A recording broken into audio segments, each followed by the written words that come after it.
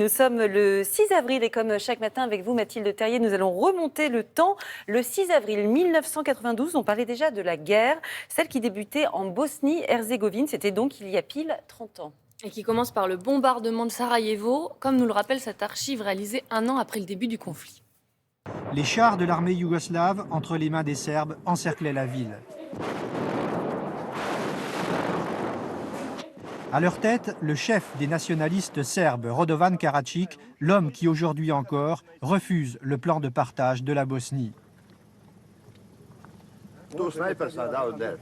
Sarajevo, où 44% de la population est musulmane et 31% serbe, est devenu un symbole pour le monde entier. Un symbole et plus de 100 000 morts, 2 millions de réfugiés déjà à l'époque. Ce conflit sera le plus meurtrier d'Europe depuis la Seconde Guerre mondiale. Et 2 mois après le siège de Sarajevo, il y avait François Mitterrand qui s'était rendu sur place dans la ville assiégée. Je ne sais pas si vous vous souvenez de ces images. Ça avait surpris tout le monde. La guerre, elle, prendra fin en décembre 1995. Et aujourd'hui, le conflit en Ukraine ravive les peurs dans les Balkans. Mitterrand qui d'ailleurs disait à chaque fois Sarajevo, à chaque fois, ça avait un sens historique. On change complètement de registre avec la victoire d'un groupe culte à l'Eurovision, c'était aussi un 6 avril. Oui, allez, je vous fais réviser vos classiques. Si je vous dis un groupe suédois à pas de def. C'est pas très dur, il y en a C'est qu'un. trop facile. Bon, bah écoutons-les.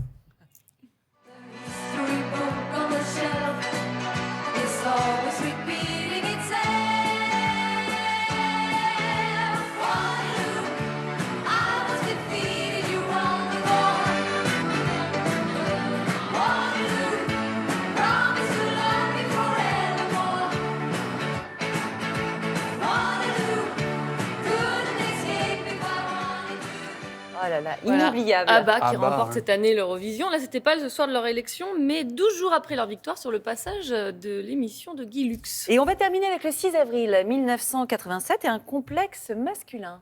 Oui, alors vous êtes encore épargné, Thomas, mais un Oula. jour, je suis sûre, Non, ça pas va. lui. Ouais, si. Non. La calvitie. Non. Ah, je crois pas. Il a une bonne Ah, non, non, implantation. je crois pas, non. J'ai les cheveux de mon grand-père maternel. Bon, d'accord, bah vous avez de la chance. Alors, vous allez me dire n'avoir plus un poil sur le caillou, c'est un peu vieux comme le monde, mais le 6 avril 1987, on nous présente la méthode dernier cri, le remplacement capillaire. Avant, après.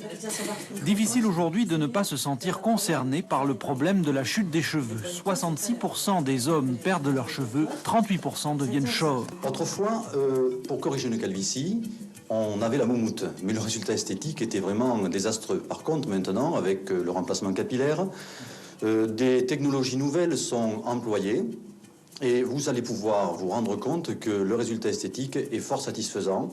Voilà, alors le remplacement capillaire, en fait, c'était la pose d'une prothèse. Une moumoute. D'une prothèse sur le cuir chevelu. C'était quand même un petit progrès parce qu'avant, quand vous étiez chauve et que vous le viviez mal, voilà ce que l'on vous proposait. Aujourd'hui, là où plus rien ne repousse, on peut y porter remède et les complexes s'envolent. Messieurs, vous qui souffrez de la défaillance irrémédiable de votre système pileux crânien, la mode vient à votre secours. Pourquoi en serait-il autrement à l'époque de la chirurgie esthétique, des verres de contact et des dentures artificielles ?